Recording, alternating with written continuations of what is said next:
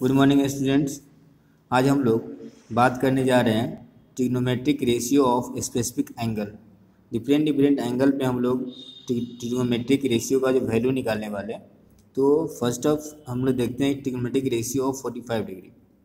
तो इस 45 डिग्री को निकालने के लिए जैसे साइन 45 निकालना है, कॉस 45 निकालना है, टेन 45 निकालना है, तो कैसे निकालेंगे इसके लिए हम लोग क्या कर रहे हैं यहाँ पे हम उसको देखते हैं। तो देखिएगा मैंने यहाँ पे एक ट्रायंगल लिया है, triangle ABC, and this is a right angle triangle and this is an isosceles right angle triangle. Isosceles right angle triangle means here AB is equal to BC। यहाँ पे मैंने लिया AB किसके इक्वल है, BC के equal लिया। अब हम लोग देखते हैं कि लेट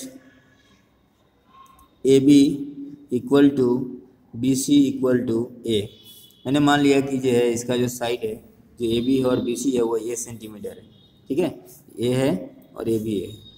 और हम लोग जानते हैं कि जब ये 90 डिग्री है और आइसोसेलेस ट्रायंगल है तो क्या होगा कि आइसोसेलेस ट्रायंगल में हम लोग पढ़ा था कि angle opposite to the equal side is also equal. So यहाँ पे ये दोनों जो है क्या हो गया, इक्वल है और ये 90 डिग्री है। इसका मतलब ये हुआ कि ये दोनों एंगल भी क्या होगा, इक्वल होगा। कितना कितना होगा, तो 90 ट्रायंगल में तीनों एंगल का सम कितना होता है, 180 होता है। 180 में से 90 हम लोग माइनस कर लिए, कितना बचा 90। तो और ये दोनों इक्वल, ये दोनों एंगल इक्वल है तो 90 निकल गया तो बचा 90 डिग्री। तो 90 डिग्री का हाफ ऑफ करेंगे तो क्या हो जाएगा 45 डिग्री और ये भी हो जाएगा 45 डिग्री, ठीक है। तो यहाँ पे जिस ट्रायंगल में A B equal to B C है और एक के बराबर लिया हम लोगों ने। तो अब देखेंगे यहाँ पे कि हम लोग यहाँ पे हाइपोटेन्यूज निकालते हैं, एसी निकालते हैं पहले। एसी निकालेंगे तो क्या होगा, एसी क्या है यहाँ पे हाइपोटेन्यूज है, ये हाइपोटेन्यूज है। और तो एसी इक्वल टू हो जाएगा आपका A B square plus B C square under root, है ना, root under A B square plus B C square है। क्योंकि ये राइट एंगल ट्रायंगल है तो हम लोगों ने बचपन में बहुत पहले पढ़ रखा है हाइपोटेन्यूज का स्क्वायर इक्वल टू परपेंडिकुलर का स्क्वायर प्लस बेस का स्क्वायर, ठीक है। तो हम लोग यहाँ पे कर सकते हैं। अब यहाँ पे देखेंगे कि परपेंडिकुलर भी ए है और बेस भी ए है, बेस भी क्या है, ए है, ठीक है। इसका स्क्वायर निकालेंगे तो क्या निकलेगा, मेरा ए सी निकलेगा। तो क्या हो जाएगा ये 2a square under root A C equal to 2a square, ठीक है। यहाँ से ए सी निकालेंगे तो आ जाएगा √2a आ जाएगा, है ना। तो हम लोग यहाँ पे साइड तो निकाल चुके हैं। अब हम लोग को क्या करना है कि हम लोग ट्रिग्नोमेट्रिक रेशियो निकालते हैं। यहाँ पे देखिए कि ये हो गया आपका √2a आ गया, ठीक है। तो सेम उसी तरह से निकालते हैं हम लोग साइन 45 डिग्री, ठीक है। तो 45 जब लेंगे, यहाँ पे इस एंगल को ले रहे हैं तो क्या होगा, तो इस एंगल के लिए क्या है, परपेंडिकुलर है और ये क्या है हाइपोटेन्यूज है, ठीक है। तो साइन थीटा जो होता है हम लोगों ने पढ़ा था परपेंडिकुलर बाई क्या होता है, परपेंडिकुलर बाई हाइपोटेन्यूज। और परपेंडिकुलर कितना है यहाँ पे, तो है आपका ए है और हाइपोटेन्यूज आपका √2a है, ठीक है। ये से ए कैंसिल हो जाएगा, क्या हो जाएगा 1/√2। ये साइन 45 का निकल गया। सेम उसी तरह से cos 45 जो निकालेंगे, cos 45 तो क्या होता है b/h होता है ना। यहाँ पे b क्या है, a है और h जो है आपका √2a। तो यहाँ भी कटेगा, क्या आएगा 1/√2, ठीक है। साइन निकल गया, cos भी निकल गया। अब हम लोग देखते हैं क्या tan कैसे निकालेंगे। tan 45 का होता है p/b।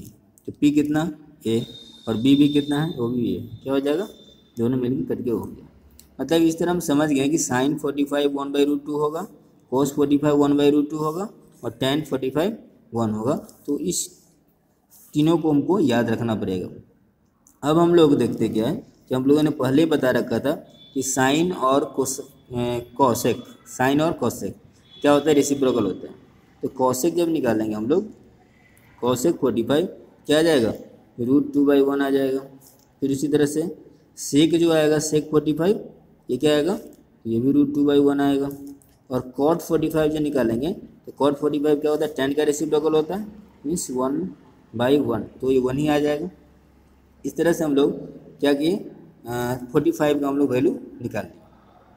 अब हम लोग आते हैं क्या कि हम लोग ट्रिग्नोमेट्रिक रेशियो देखेंगे, trigonometric ratio of 30 degree and 60 degree, इस दोनों को हम लोग एक ही ट्रायंगल से निकालेंगे। यहाँ देखेंगे कि हमने एक यहाँ पे एक ट्रायंगल में ड्रॉ कर रहा हूँ, एक राइट एंगल ट्रायंगल है, ठीक है। और राइट एंगल ट्रायंगल में एक यहाँ पे क्या है, ये 90 डिग्री है, ये 30 डिग्री है, और ये कितना डिग्री है, तो ये हम लोग यहाँ पे क्या कर रहे हैं, एक इक्विलेटरल ट्रायंगल ले रहे हैं, ठीक है। कौन सा, इक्विलेटरल ट्रायंगल। इक्विलेटरल ट्रायंगल के बारे में आपको पता होगा, triangle whose all sides are equal in on equilateral triangle. और इक्विलेटरल ट्रायंगल है तो क्या होगा, सारे साइड क्या होंगे, इसके इक्वल होंगे। मैंने इसको ए ले लिया, इसको भी ए ले लिया, इसको भी ए ले लिया, ठीक है। अब यहाँ पे इक्विलेटरल ट्रायंगल है तो हम लोग को पता है कि क्या होता है, 60 डिग्री होता है ना। सारे एंगल क्या होते हैं, 60 डिग्री होता है। और यहाँ पे मैं क्या कर रहा हूँ, एक मैं परपेंडिकुलर ड्रा कर रहा हूँ, ठीक है। ये जो है आपको क्या है, परपेंडिकुलर है। और आपको अच्छी तरह पता होगा कि किसी भी इक्विलेटरल ट्रायंगल में जब परपेंडिकुलर ड्रा किया जाता है बेस पे, तो वो एंगल को भी डिवाइड करता है, इस एंगल बाइसेक्टर भी होता है, और वो मीडियन भी होता है ना। मीडियन भी होता है मीन्स ए वाला क्या हो जाएगा, ये वाला जो है दोनों पार्ट में डिवाइड हो जाएगा, मतलब A D is the median of triangle A B C. So B D कितना हो जाएगा, a/2 हो जाएगा, ये भी a/2 हो जाएगा। अब यहाँ पे हमको ये देखना पड़ेगा कि ये एंगल कितना डिग्री होगा, ये एंगल क्या हो जाएगा, 30 डिग्री, क्योंकि ये 60 डिग्री था ना, तो 60 डिग्री है तो ये हाफ हाफ हो जाएगा, तो क्या हो जाएगा, 30 डिग्री आ जाएगा, ठीक है। ये 30 डिग्री हो गया। और यहाँ पे हमको अब देखना पड़ेगा कि AD का वैल्यू निकालना पड़ेगा।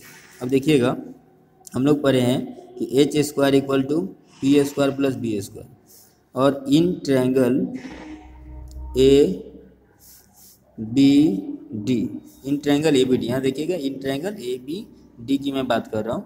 इस ट्रायंगल में कि हाइपोटेन्यूज कौन है आपका, हाइपोटेन्यूज एज जो है आपका A है, ठीक है।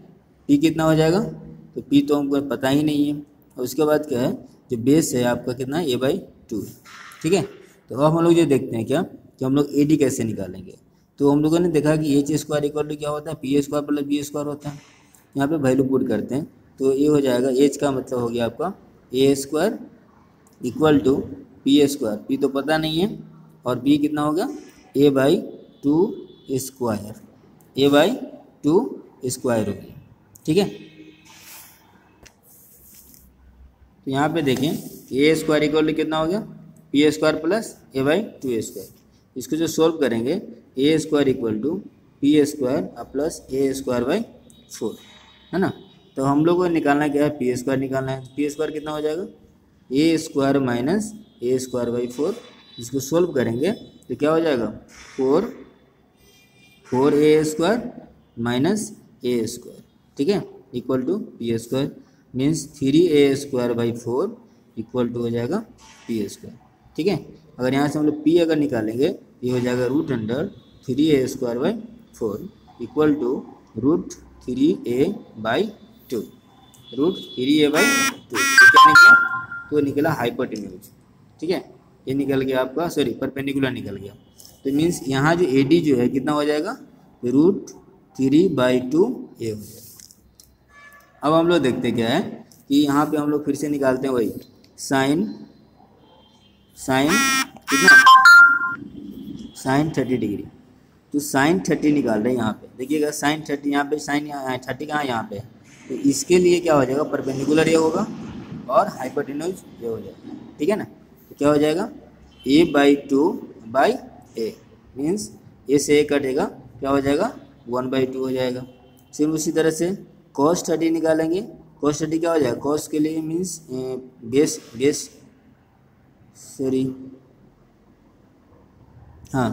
cos के लिए क्या हो जाएगा, बेस हो जाएगा AD। cos के लिए जो हो जाएगा बेस हो जाएगा, cos के लिए बेस क्या हो जाएगा, AD हो जाएगा। AD कितना है, √3/2a/a, तो ए से कटेगा, क्या आ जाएगा, √3/2 आ जाएगा। उसी तरह से हम लोग tan 30 का निकालेंगे। tan 30 क्या होता है, p/b, तो यहाँ पे tan30 के लिए p कौन है, ये a/2 है और b है √3/2, means a/2 by √3/2a। a से b कटेगा, 2 से 2 कटेगा, क्या हो जाएगा 1/√3, है ना। tan30 हो जाएगा 1/√3। अब यहाँ पे ये हम लोग tan का निकाल लिए, cos का निकाल लिए, sin का निकाल लिए।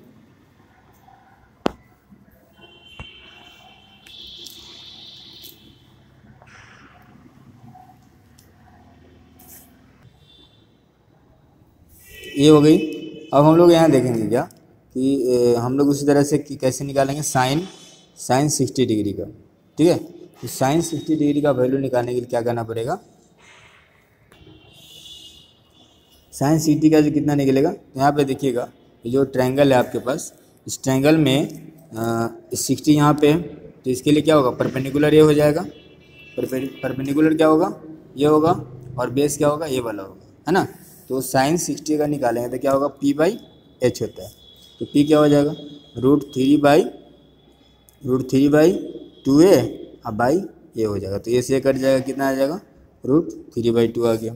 फिर उसी तरह से cos 30 निकालेंगे तो क्या होगा b/h, तो b क्या हो जाएगा इसके लिए, तो a/2 अब बाई a, तो क्या हो जाएगा, ये 1/2 हो गया। फिर उसी तरह से